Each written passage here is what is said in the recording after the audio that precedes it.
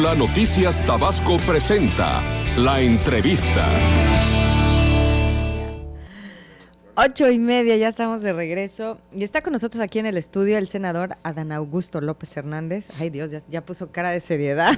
Entró en formalidad. ¿Cómo estás, Adán? Bienvenido. Bien, Ileana, pues muchas gracias por la invitación. Para mí es un gusto enorme el estar aquí en Radio Fórmula. Ya tenía algunos meses que no veníamos, pero aquí estamos como siempre a las órdenes. Pues es que estuvo duro el trabajo ahí en el Senado, ¿no? Bueno, fue toda una serie de reformas que ocuparon el periodo de receso normalmente de 4 meses, pues no lo fue. Si acaso tuvimos 20 días de receso efectivo, todo lo demás fue telecomunicaciones, fue reforma electoral y las reformas energéticas, las leyes secundarias. Entonces eso nos mantuvo ocupados ahí. Bueno, y ahora los va a mantener ocupados el tema de la consulta, esta que encabeza la izquierda en contra de la reforma energética. Bueno, eso nos tiene ocupados en lo político, en tener mucho contacto con los ciudadanos, pero ya no es una tarea propiamente del Senado en sí, porque esa etapa ya pasó. No, ahora allí, es de los militantes de los ahora partidos que están utilizando las consultas, ¿no? De los militantes o de los ciudadanos, ¿no? Y se está buscando que la Corte, pues todo un procedimiento que la ley de consulta popular se promulgó el año pasado, y es la primera vez en la historia del país que hay la posibilidad de que se promuevan consultas populares. Hay 4 o 5 solicitudes, si mal no recuerdo. La primera de ellas fue la que presentó Andrés Manuel López Obrador y Claudia Sheinbaum, Javier Jiménez Espriu, Elena Poniatowska y Martí Bates, relativa a la materia energética. 1 o 2 días después, militantes del PRD presentaron igual una solicitud también en materia energética. Algún tiempo después, casi un mes después, el Partido Acción Nacional presentó una en relación con los salarios mínimos, y finalmente el PRI presentó una en relación con el número de plurinominales. Entonces, los atacó la consultitis a los partidos políticos. Pegó la consultitis. Bueno, hay algunas como la del PRI, sinceramente, que no tienen razón de ser. Mira, que usen la lógica. Si la materia electoral es exclusividad prácticamente de los partidos representados en las cámaras. En las cámaras de diputados o de senadores deben de haber no menos de 20 iniciativas planteadas en los últimos 5 años, todas en relación a la reducción o a la desaparición de los plurinominales. Entonces lo que tienen que hacer es sacarlas del archivo y votarlas si fuera su voluntad, ¿no? Sí, porque cómo nos cuesta, ¿no? Es más, tuvieron la oportunidad, pues si hubo la reforma electoral, se sirvieron con la cuchara grande, ahí lo pudieron haber tomado. Pues ahí lo pudieron haber tocado. Y yo recuerdo que en una de las discusiones que nos tocó a nosotros ahí en puntos constitucionales, Manuel Bartlett, Javier Corral y yo presentamos una excitativa en ese sentido, e hicieron en aquella época como que la Virgen les llamaba, ¿no? Entonces, pero hay que aprovechar el momento de la consultitis cuando el próximo año A ver, platícanos esta de reforma energética. ¿En qué proceso va? Ya entregaron las firmas que se requerían, sí, ¿no? Digo brevemente, ¿no? Se presenta la solicitud de consulta popular al Senado de la República. En el caso del PRD la presentaron a la Cámara de Diputados, pero la Cámara de Diputados de alguna manera suplió la deficiencia. ¿Por qué? Porque ellos la enviaron directamente al INE, y Morena, que fue la primera que presentó una solicitud, presentó también una especie de formato que fue aprobado por el Consejo General del INE, y ya se le dio a todos los partidos o a todos los ciudadanos solicitantes de consultas, se les dio ese formato. Ahora tenía como... ¿Perdón? ¿Por qué 2 diferentes si de alguna manera buscan las mismas causas, ¿no? ¿O cuál es la diferencia entre una y otra? La diferencia está de entrada en la pregunta. La pregunta de la solicitud de Morena es: ¿estás o no de acuerdo en que se entregue la riqueza energética nacional y se privatice el petróleo y la electricidad? ¿Estás o no de acuerdo en que se privatice el petróleo y la electricidad y se entregue la riqueza energética nacional a extranjeros y nacionales? La del PRD entiendo que es: ¿estás o no de acuerdo con la reforma energética? Muy abierta. Muy abierta. La del PAN te decía que es algo de salarios mínimos, y la del PRI es de plurinominales. Ya el INE acordó en el caso de Morena y del PRD que si hubiesen firmas repetidas o hubiesen firmas repetidas en las otras solicitudes de consulta, y si estas exceden del 20% de las mismas, se tendrá como válida la primera solicitud inscrita. Digamos que si hay 22%, sería la de Morena, en este caso la de Morena. Esa sería la pregunta. Nosotros creemos que no debe haber, es probable que del universo de 2.735.000 firmas que se presentaron, pues haya, no sé, 5, a lo mejor 10.000 firmas repetidas, pero en el caso de Morena no debe de haber mayor, porque nosotros hicimos un ejercicio más con los ciudadanos, un ejercicio de ir casa por casa, y por distrito electoral se fueron fijando metas, que en el caso de Tabasco se rebasaron con amplitud. Nosotros traíamos nacionalmente una meta de 2 millones de firmas, aunque la necesidad real era de 1.700.000 firmas aproximadamente, y obtuvimos 2.735.000. ¿Y ahora qué sigue? Ahora hay que esperar, la Suprema Corte de Justicia deberá validar la pregunta, porque algunos sostienen que en torno a la reforma energética no procede la consulta, porque es un tema fiscal. Nosotros decimos que esto no es un tema fiscal, si bien el petróleo genera el 80% de los ingresos del país. Otros dicen que en el caso de la del PRI no procede, pues además ahí sí es muy clara la ley, no procede la consulta popular en temas electorales. Entonces, la Suprema Corte debe de validar el ejercicio, debe de validar la pregunta, y si la Suprema Corte dice que sí, el año próximo, el día de la elección, habrá una urna donde se votará respecto a la consulta popular. Si se aprueban 4, habrá 4 urnas para consulta popular. Si se aprueban 2, habrá 2 urnas. Eso básicamente es. Y empezará una campaña ya de promoción en sí de la consulta popular, ya no de recabar firmas, sino de invitar a la gente a que vote y que participe en la consulta popular. ¿Y se puede ir dando información o induciendo en la respuesta a la pregunta, o eso no se valdría? Es que la respuesta va a ser o sí o no. Por eso, se puede hacer una propaganda. Pero en la campaña y en la propaganda, sí, claro, ir como más hacia el no, que es lo que les interesa a ustedes. Eso es válido. Sí, claro, es válido. Vota por el no, ¿verdad?, a la reforma energética, o vota por el sí a la reforma, o vota por el no a los salarios mínimos, o vota por el no si se llegaran a aprobar las otras, ¿no? ¿Y en qué tiempos queda? Mira, no tengo yo muy claro los tiempos. Entiendo que es durante todo el proceso electoral, así que será más o menos hacia marzo del año próximo que ya se inicie.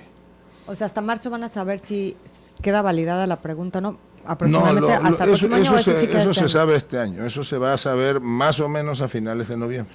Y si por algo no quedara validado y ustedes quisieran lanzar otra pregunta para ya no se puede. Porque se cerró el plazo. De hecho, ahorita el INE está revisando, ellos aceptaron o adoptaron un modelo estadístico, entonces están haciendo muestreos al azar para ver si hay firmas repetidas, o incluso si alguien presentó firmas que no sean, porque pues, a lo mejor alguien puso 50 nombres, sí, y le puso un ganchito, entonces al azar van a confrontarlo con padrón electoral. Pero ¿por qué inventas esas cosas? No, yo no lo invento, pero hay algunos que presentaron 4 millones de firmas y que iniciaron el proceso 30 días antes. Bueno, pues eso es prácticamente imposible, ¿no? Oye, bueno, y luego de si se lleva a cabo la consulta, ¿qué sigue? Bueno, la gente decidirá. Si la gente decide, no quiero la privatización. No quiero la privatización, pues la reforma energética va para atrás. Definitivamente va para atrás. Sí. Así. Claro, voy a hacer una aclaración. El gobierno federal también tiene la posibilidad, si se aprueba la consulta, de hacer una campaña a favor del sí. Okay. Así como los partidos o los solicitantes tienen la facultad legal de hacer campaña por el no, el gobierno federal puede hacerlo por el sí. Ok, bueno. Y ahora en el Senado, ¿qué viene? Bueno, pues ahora acaba de iniciar ya el periodo ordinario. Ahorita este mes tenemos, antes del día 30, tenemos que dictaminar una iniciativa preferente que presentó el presidente. Las iniciativas preferentes solamente se pueden presentar el primer día del periodo ordinario de sesiones. Esta es relativa al maltrato en niños, en adolescentes, bullying y todo lo que ese tema, que además ahora está muy de moda, digamos, implica, y eso se debe dictaminar antes del día último de este mes. Entonces, en eso estamos ocupados. Acabamos de terminar con lo de el nombramiento de los consejeros independientes y todos los funcionarios o consejeros de los organismos reguladores en materia energética. Eso se hizo la semana pasada, y viene toda una serie de nombramientos también que tienen que hacerse en el Tribunal de Fiscal, en el Tribunal de Justicia Administrativa y en los tribunales agrarios. Así que tenemos cuando menos de aquí al 15 de octubre para entretenernos en eso. Qué barbaridad. Bueno, vamos a tener que hacer una pausa y vamos a regresar a seguir platicando contigo, Adán, de aquí en Tabasco, del impacto que podría tener esta reforma energética desde tu punto de vista. Y bueno, también vamos a platicar, ya que estás aquí sentadito, sobre la parte política. Yo de eso casi no sé y la casi verdad no sabes. Poco enterado, pero bueno, vamos a intentar. Bueno, pero sí estás enterado de tus aspiraciones y qué vendría. Bueno, leo presente todos ¿no? los días, entonces ahí me entero realmente de lo que sucede. Minuto 42, hacemos una pausa, regresamos. Manténgase en contacto con nosotros. Fórmula Noticias Tabasco, primera edición, con Ileana Pineda y Gabriel Aiza. Siempre de viva voz. Regresamos. Ante las obras que se realizan en el puente La Pigua 2, transportistas abusan de los usuarios cobrando altas tarifas y dejándolos a medio camino. Tal es el caso del Transmetropolitano, que no da el servicio completo. Las familias de la zona piden a las autoridades tomar cartas en el asunto, pues la obra se tiene contemplada que se concluya en un mes y es el tiempo que van a estar padeciendo de abusos y de mal servicio. Al mismo tiempo refirieron que a una semana de que se haya cerrado uno de los carriles de esta zona por donde se comunica al sureste del país, han tenido que pagar tarifas muy elevadas de hasta 100 pesos sin que la Secretaría de Comunicaciones y Transportes pueda aplicar sanciones al respecto. Los colonos refirieron que desde que dicho puente fue cerrado a un solo carril y el tráfico fuera más intenso a lo cotidiano, ahora tienen que salir hasta con 2 horas de anticipación, o en caso de los que viven más lejos como en Villahuilzapotlán, con 3 horas de anticipación. Y es que al negarse los taxistas a prestar este tipo de servicio, algunos cobran como especial, entre 40 y 100 pesos, dependiendo la prisa de que lleve cada ciudadano a su destino. Los afectados comentan que tienen que caminar por casi media hora, ya que esta es la manera más rápida para salir de la zona y no llegar atrasados a sus trabajos, escuelas o al destino programado en su vida cotidiana. Cabe mencionar que desde las 6 de la mañana empieza el calvario para todos los habitantes, principalmente de la zona de Ciudad Industrial, donde aproximadamente cada 5 minutos entra un promedio de 500 vehículos. Con información de Fernando Chablé para Radio Fórmula Tabasco, Abimael Méndez. Al menos 5 deslaves, sobre todo en bordos, ha registrado la Coordinación de Protección Civil del Gobierno del Estado en la última semana. Así lo reveló su titular, César Francisco Burelo, al señalar que aunque no son un riesgo para la población, se vigila esos puntos ante la llegada de las lluvias y el incremento repentino de los ríos y lagunas. El tema de los bordos es lamentablemente un asunto que es muy difícil de controlar. Recordemos que nuestros ríos, sobre todo de la cuenca Samaria-Carrizal, son ríos que están sujetos al manejo de las presas, y las presas tienen una función muy importante de regular la venida de las aguas. Yo les puedo decir que si nosotros no tuviéramos el sistema de presas, nuestra situación sería mucho peor de la que enfrentamos. Entonces, cuando los niveles bajan, como es el caso ahorita, para que tengan una capacidad de regulación de las lluvias, los bordos sufren en algunas veces problemas de colapso.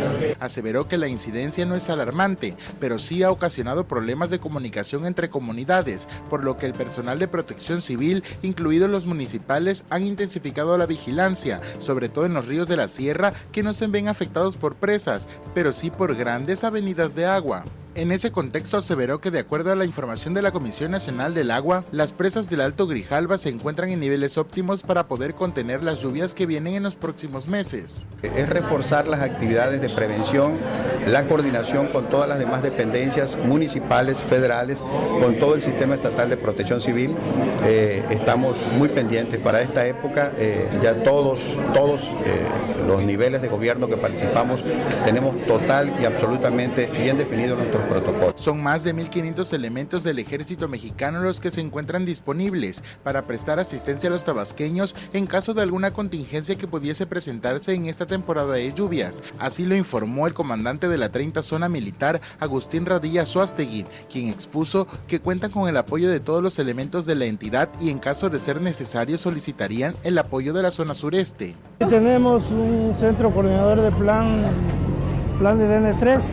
Y sí, ahí sí les puedo comentar que tenemos... ¿Ya se están preparando? Sí, desde luego, es una preparación permanente y contamos con el apoyo local y en caso necesario de Tuxtla o de la propia Ciudad de México. ¿Se cuenta con los equipos para realizar Claro que sí, sí tenemos toda la actividad para proporcionar el apoyo en caso de desastres. Toda la actividad que se requiera para el apoyo a la población civil en caso de desastres, lo hacemos nosotros por obligación y es una función propia de nosotros, está nuestra misión como ejército. ¿Me recuerdan cuánta gente tiene disponible para Tenemos aquí en local 2 batallones, una base aérea, un hospital militar, pero contamos con el apoyo a nivel central.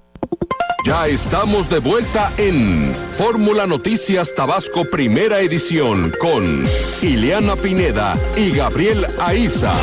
La información y el análisis más completo, solo de viva voz.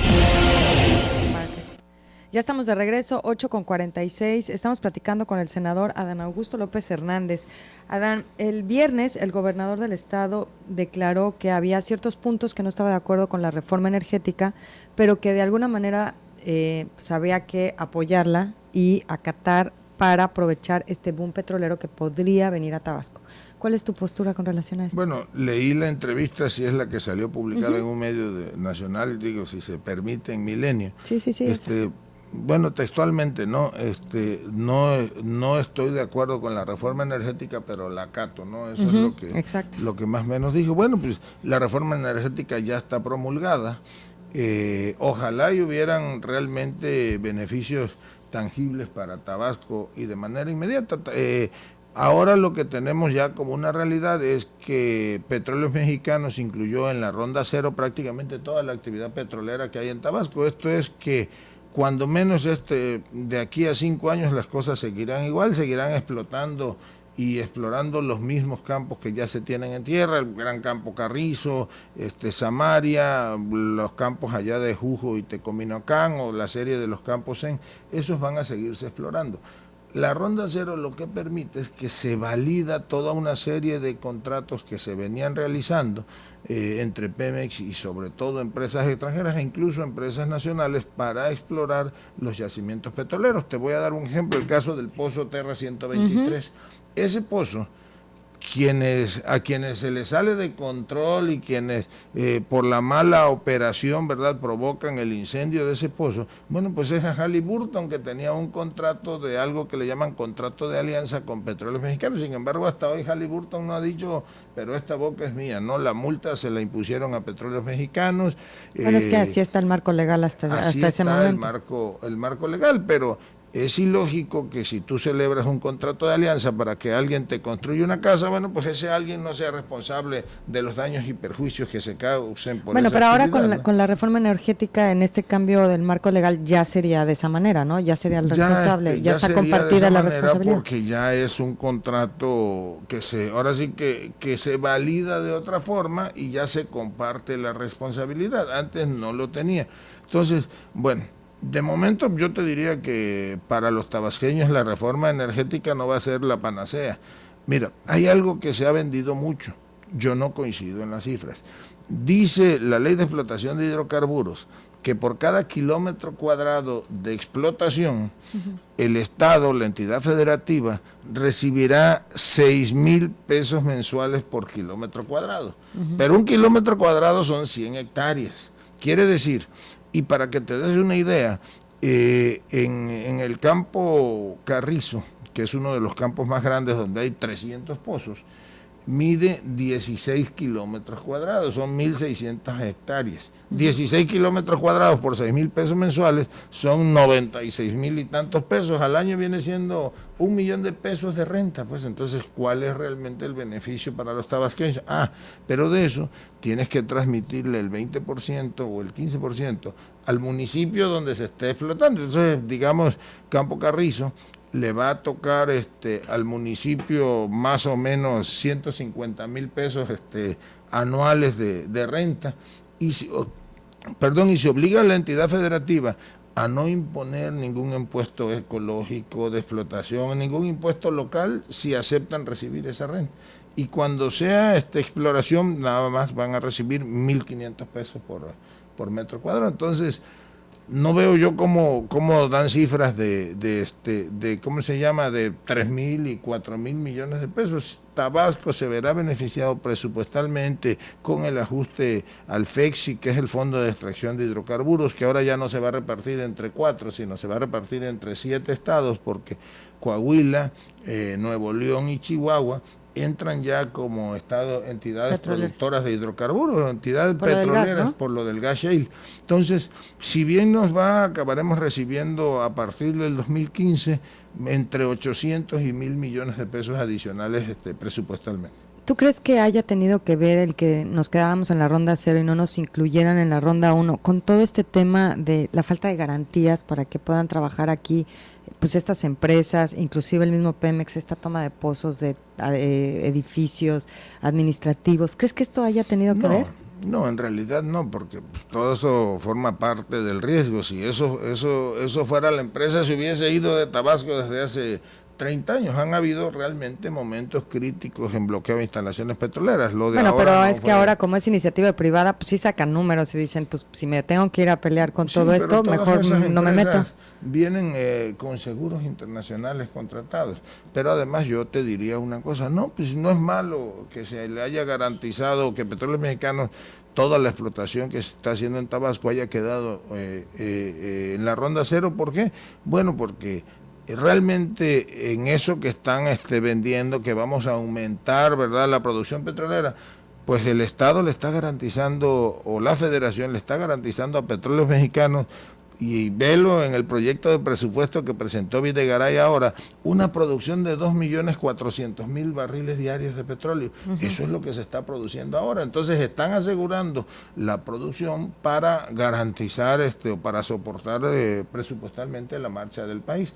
Todo lo demás que va a ir a hacer la Federación, bueno, pues lo van a ir a contratar deuda pública. Ahora bien, creo yo que lo que debió haberse hecho de entrada, pues no era entregar la riqueza petrolera o concesionarla o fraccionarla. Lo que debió haberse hecho era permitirle a Petróleos Mexicanos algo tan simple como que pudiese ir a contratar créditos para financiar la exploración y la explotación, y así lo hacen todas las petroleras del mundo. O sea, todos trabajan con fondos de inversión y el único que no lo hacía era Petróleos Mexicanos. Ayer te decía, salió un estudio, bueno, no salió ayer, el viernes, Bloomberg, que es una de las agencias calificadoras y que se dedican a hacer prospectivas no nada más en México, sino mundialmente, presenta el informe de resultados y el valor de las empresas petroleras en el mundo. Bueno, la primer petrolera mundial cuesta 464.000 millones de dólares, si la memoria no me falla, y es Exxon. Pero después, ¿sabes cuál sigue? Con 383.000 millones de dólares, Petróleos Mexicanos.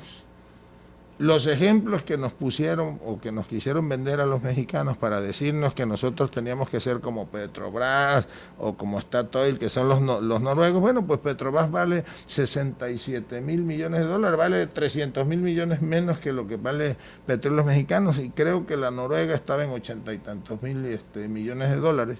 Pero adicionalmente a eso, si nosotros revisamos las 10 empresas petroleras mundiales más eficientes en términos de exploración y de explotación, Petróleos Mexicanos es la número 6 y ninguno de los modelos está arriba de Petróleos Mexicanos, ni los brasileños ni los colombianos, solamente están arriba de Pemex, Exxon y las petroleras rusas, Gazprom, y no me acuerdo los nombres ahorita de todas ellas. Entonces, el modelo de petróleo mexicano no era malo, El problema es que no le dabas las herramientas financieras para que Petróleos Mexicanos siguiera compitiendo. Híjole, y el sangrado y la corrupción al interior, la falta de transparencia, es una lista eterna de lo que sucede en Pemex. Claro. Bueno, entonces tu postura es seguir en el tema de no estás de acuerdo, a seguir no vas a apoyar el tema de reforma y al contrario. Sí, no, nosotros vamos a seguir en eso, luchando para que los ciudadanos se enteren en realidad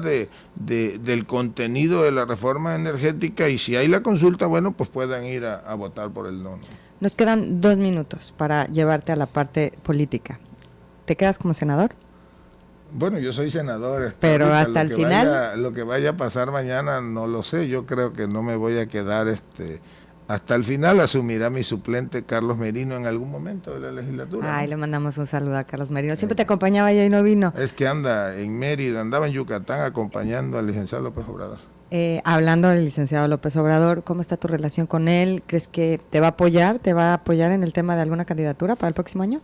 Bueno, pues ¿Lo han platicado? Yo creo que si soy candidato de Morena a algo el próximo año o en los años siguientes, pues seguramente contaremos con el apoyo del presidente del Consejo. Otra pregunta. El viernes hizo declaraciones Gaudiano en el sentido de que si el PRD y Morena no iban juntos por el centro, ¿podría haber el riesgo de perderse? Gaudiano se me hace que está leyendo la Odisea que le recomendé la vez pasada, y entonces ya va en la parte esa donde Penélope lo que tejía de noche, lo tejía de día, no sé, ¿verdad? O sea, ¿tú crees que no, que Morena le das para ir solito por el centro? Yo creo que sí, ¿no? Pero bueno, hay que ver qué opinan los ciudadanos, hay que ver también, no conozco bien lo que declaró él, pero bueno, en cualquier caso creo que todavía falta algo de tiempo, que cada partido irá tomando sus propias decisiones.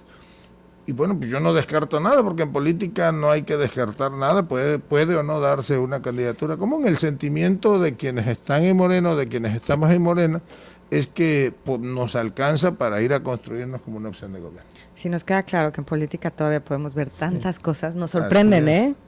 Sí. Pues muchísimas gracias. No, al contrario, por gracias. Haber estado hoy con nosotros. Gracias a ustedes por la oportunidad y bueno, pues espero ahí en un futuro ya venirles a hablar de ahí de política. Conste. Fueron 2 minutos nada más, para que veas. 8:56, gracias por habernos acompañado. 3:30 de la tarde, Fórmula Noticias, segunda edición. Ileana Pineda, gracias por habernos acompañado. Nos enlazamos a la Ciudad de México. Entérese de lo que pasa en Tabasco, en México y el mundo en Fórmula Noticias Tabasco, primera edición, con Ileana Pineda y Gabriel Aiza. Siempre de viva voz, en Radio Fórmula Tabasco.